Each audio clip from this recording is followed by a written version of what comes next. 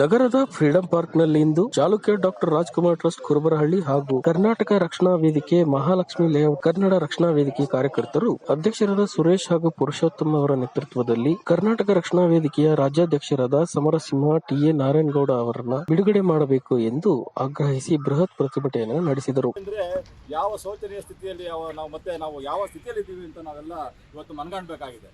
ಇವತ್ತಿನ ದಿನ ನಮ್ಮ ಕರ್ನಾಟಕದ ಉಳಿವಿಗಾಗಿ ಏನು ಇವತ್ತು ಭಾರತ ದೇಶದ ಒಂದು ಕೇಂದ್ರ ಸ್ಥಾನವಾದಂತ ನಮ್ಮ ಕಾಶ್ಮೀರ ಹೋರಾಟ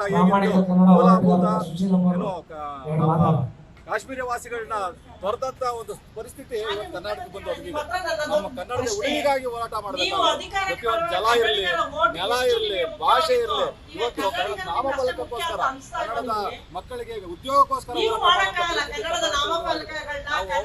ರಾಜ್ಯಗಳಿಗೆ ಹೋದಂತ ಪರಿಸ್ಥಿತಿಯಲ್ಲಿ ತಮಿಳುನಾಡು ಇರ್ಬೋದು, ಕೇರಳ ಇರ್ಬೋದು, ಆಂಧ್ರ ಇರ್ಬೋದು, ಮಹಾರಾಷ್ಟ್ರ ಇರ್ಬೋದು, ಇಲ್ಲೇ ಹೋಗಿ ನೋಡಿ ಸಣ್ಣ 10% ಆಂಗ್ಲ ಭಾಷೆಯನ್ನು ಆಂಗ್ಲ ಭಾಷೆಯನ್ನು ಕೇಳತ್ತಪ್ಪ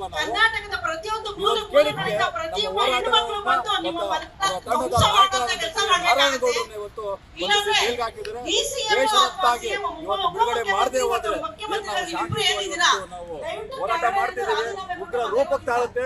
ನಾಳೆ ದಿನ ಇಡೀ ರಾಜ್ಯದ ಕನ್ನಡ ಪರ ಹೋರಾಟಗಾರರನ್ನೆಲ್ಲ ಬಂಧಿಸಿ ಜೈಲ್ಗೆ ಇಡಕ್ಕಾದ್ರೂ ನಾವೆಲ್ಲ ಸಜ್ಜಾಗಿದ್ದೀವಿ. ಈ ಮೂಲಕ ರಾಜ್ಯ ಸರ್ಕಾರಕ್ಕೆ ಎಚ್ಚರಿಕೆ ಕೊಡ್ತಾ ಇದ್ದೀವಿ.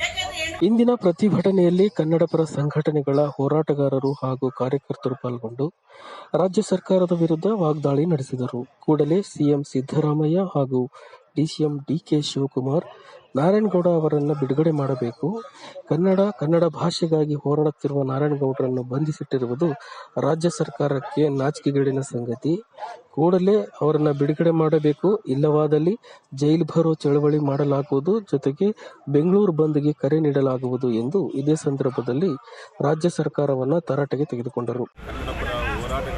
ಕನ್ನಡ ಇದೆ ಅಂತ ಹೇಳೋದಕ್ಕೆ ಯಾರಾದ್ರೂ ಕಾರಣ ಇದ್ರೆ ಇತ್ತೀಚೆಗೆ ಅದಕ್ಕೆ ನಮ್ಮ ನಾರಾಯಣಗೌಡರು ಇವತ್ತು ಕಾವೇರಿ ಗಲಾಟೆ ಇರ್ಬೋದು, ಬೆಳಗಾವಿ ಗಲಾಟೆ ಇರ್ಬೋದು, ನಮ್ಮ ಆಂಧ್ರ ಎಲ್ಲ ಬಾರ್ಡರ್ಗಳಲ್ಲೂ ಯಾರಾದರೂ ಹೋರಾಡ್ತಿದ್ದಾರೆ ಅಂದರೆ ಕನ್ನಡದ ಪರವಾಗಿ ಭಾರತದಲ್ಲಿ ಮಾತಾಡ್ತಾ ಇದೆ ಅಂದರೆ ಅದಕ್ಕೆ ನಮ್ಮ ನಾರಾಯಣಗೌಡರು ಕರ್ನಾಟಕ ರಕ್ಷಣಾ ವೇದಿಕೆಯ ಅಧ್ಯಕ್ಷರಾದ ನಾರಾಯಣಗೌಡರು ಇವತ್ತು ಅವರನ್ನ ಬಂಧಿಸಿದ್ದಾರೆ. ಅವ್ರು ಕೇಳಿದ್ದೇನೋ ಕಾನೂನಾತ್ಮಕವಾಗಿ 60% 70% ಯಾವುದೇ ನಾಮಫಲಕಗಳಾಗಿದ್ದು ಸರ್ ನಮ್ಮದೇ ದೇಶ ಯಾವುದೇ ಪರ್ಸೆಂಟೇಜ್ ಆಗಲಿ ಕನ್ನಡವನ್ನೇ ಬಳಸಬೇಕು.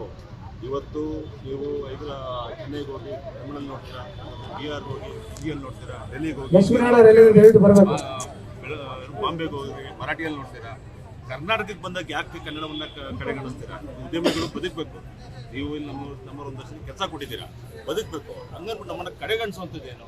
ನೀವು ಯಾವುದೇ ರಾಜ್ಯಕ್ಕೆ, ಯಾವುದೇ ಜಿಲ್ಲೆಗೆ, ಯಾವುದೇ ಹೋದ್ರೂ ಸಹ ಅಲ್ಲಿನ ಭಾಷೆಗೆ ಪ್ರಾಮುಖ್ಯತೆ ಕೊಡುವಂಥದ್ದು. ಕನ್ನಡಕ್ಕೆ ಯಾಕೆ ಕೊಡ್ತಾ ಇಲ್ಲ? ಕನ್ನಡದಲ್ಲಿ ಯಾರು ಕೇಳೋರಿಲ್ಲ ಅಂತಾನ? ಕನ್ನಡ ಪರ ಯಾರು ಮಾತಾಡೋರಿಲ್ಲ ಅಂತಾನ? ಕನ್ನಡಿಗರ ತಾಳ್ಮೆ ಇಲ್ಲ ಅಂತಾನ?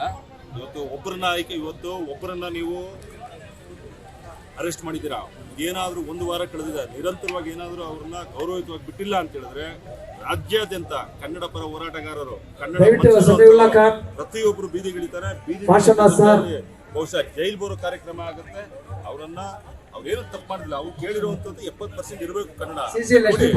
ಯಾರು ಕೇಳ್ತಾರೆ?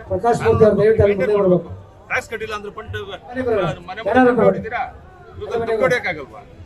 ಇವತ್ತು ಸರ್ಕಾರ ಇರುವಂತದ್ದು ಕಾನೂನಾತ್ಮಕವಾಗಿ ಜನರನ್ನ ಕಾಪಾಡುವಂತ ಸಂದರ್ಭದಲ್ಲಿ ಯಾವುದೇ ನಿರ್ಧಾರಗಳಿಂದ ಸಹ ಕನ್ನಡ ಪರವಾಗಿರ್ಬೇಕು.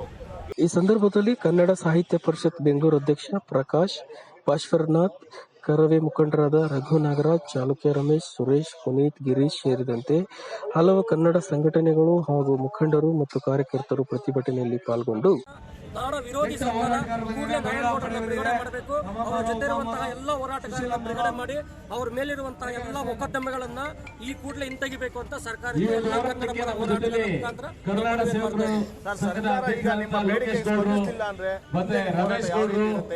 ಇನ್ನೇನು ಶೀಘ್ರದಲ್ಲೇ ಇನ್ನೊಂದು 2-3 ದಿನದಲ್ಲಿ ನಾರಾಯಣಗೌಡರನ್ನ ಬಿಡುಗಡೆಗೊಳಿಸಿಲ್ಲ ಅಂದ್ರೆ ಎಲ್ಲ ಕನ್ನಡ ಪರ ಹೋರಾಟಗಾರರು, ರೈತ ಪರ ಹೋರಾಟಗಾರರು ಕಾರ್ಮಿಕ ಪರ ಹೋರಾಟಗಾರರು ಪ್ರತಿಯೊಬ್ಬ ಕನ್ನಡಿಗರು ಸಹ ಉಗ್ರ ಹೋರಾಟದ ಮುಖಾಂತರ ಬೆಂಗಳೂರನ್ನ ಬಂದ್ ಮಾಡಿ ಪರಭಾಷಿಕರನ್ನ ಕರ್ನಾಟಕ ಬಿಟ್ಟು ಓಡಿಸುವಂತ ಕೆಲಸ ಎಲ್ಲ ಕನ್ನಡಿಗರು ಮಾಡೇ ಮಾಡ್ತೀವಿ.